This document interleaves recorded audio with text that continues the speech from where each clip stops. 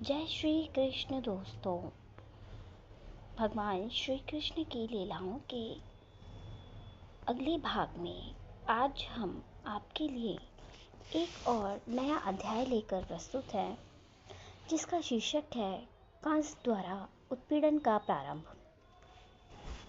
वासुदेव द्वारा सारी वस्तुएं श्री कृष्ण को गोकुल लिए जाने से पहले की समंजन करने के पश्चात तथा सारे द्वार तथा किवाड़ बंद कर लेने पर पहरेदार जाग गए और उन्हें नवजात शिशु का क्रंदन सुनाई पड़ा। कंस शिशु जन्म का समाचार सुनने की प्रतीक्षा कर ही रहा था कि पहरेदारों ने तुरंत आकर जानकारी दी कि शिशु उत्पन्न हुआ है। उस समय वह तेजी से अपनी शैया से उठ बैठा और चिल्लाया, अब मेरे जीवन का क्रूर काल उत्पन्न हो गया है। कंस चिंतित हो गया कि उसकी मृत्यु निकट आ गई है, अतः उसे रोमांच हो आया। वह अविलंब उस स्थान की ओर चला जहां शिशु ने जन्म लिया था। अपने भाई को आते देखकर देवकी ने कंस से अत्यंत विनीत भाव से प्रार्थना की, मेरे भ्राता, इस लड़की को मत मारो। मैं वचन देती हूँ कि यह तुम्हारे पुत्र की वधू बनेगी, अतः इसका वध न करो। तुम्हारा वध किसी कन्या द्वारा होना तो निश्चित नहीं है, यही आकाशवाणी है। तुम्हारा वध तो एक बालक द्वारा होना है, अतः कृपा करके इसका वध न करो। मेरे भाई, तुमने मेरे कितने सारे सूर्य जैसे प्रतापी नवजात शिशुओं का वध किया है, यह तुम्हारा दोष नहीं है।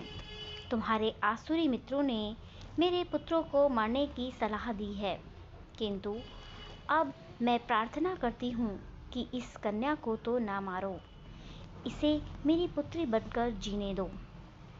किंतु कंस इतना क्रूर था कि उसने अपनी बहन देवकी की एक भी दर्द भरी प्रार्थना न सुनी।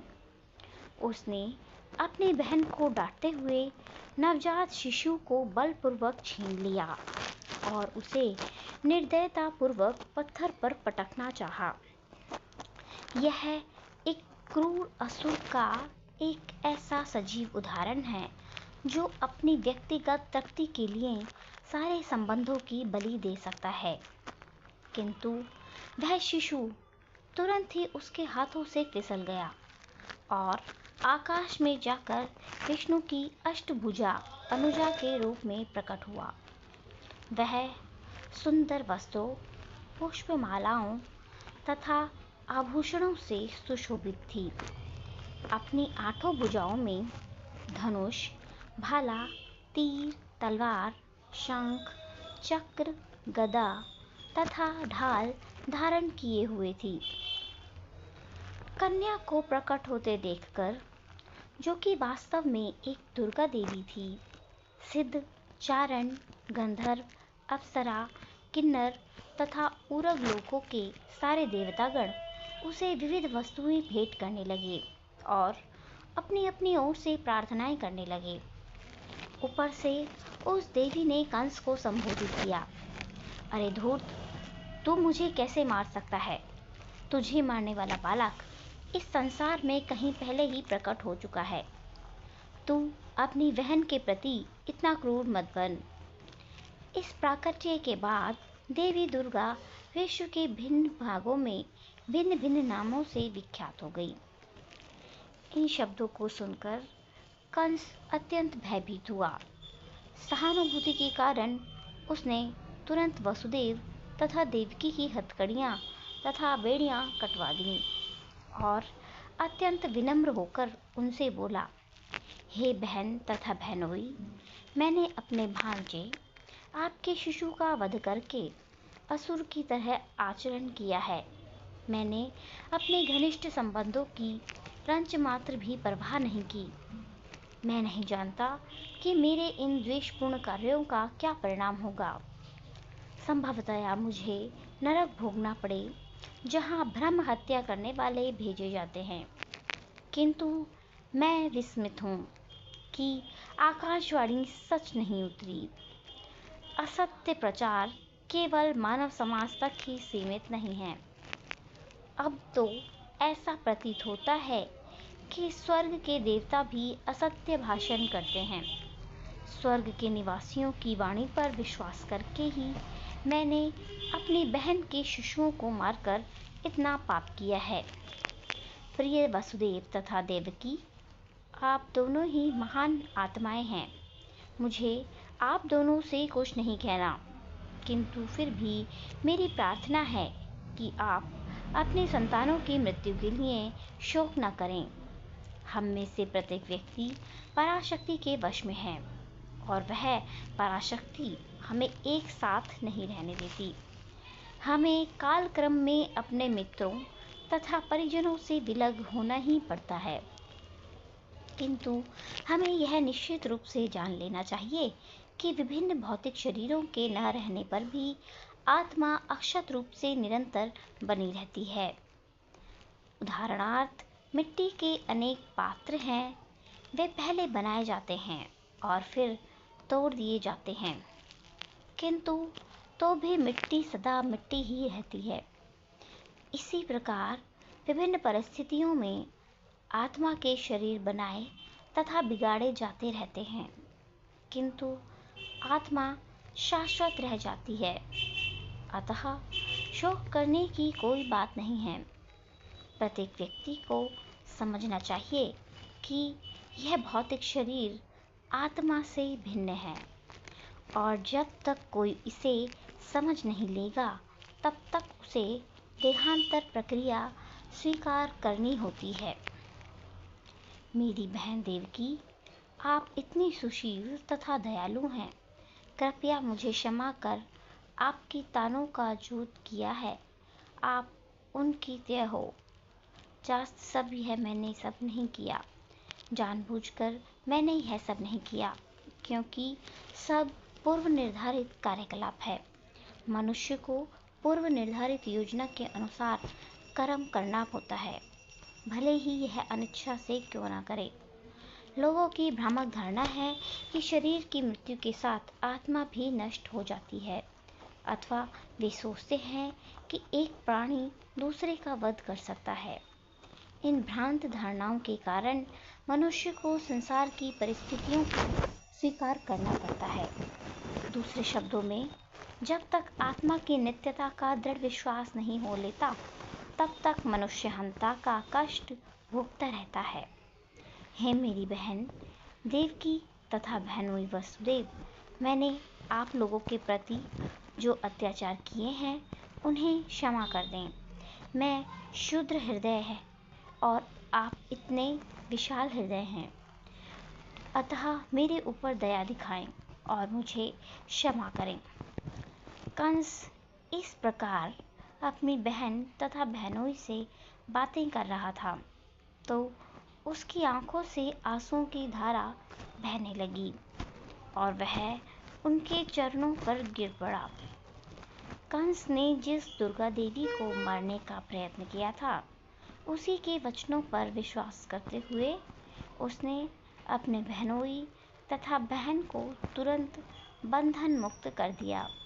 उसने स्वयं उनकी हथकड़ियां खोल दीं और उनके प्रति परिवार के एक सदस्य की भांति वह सहानुभूति दिखाने लगा।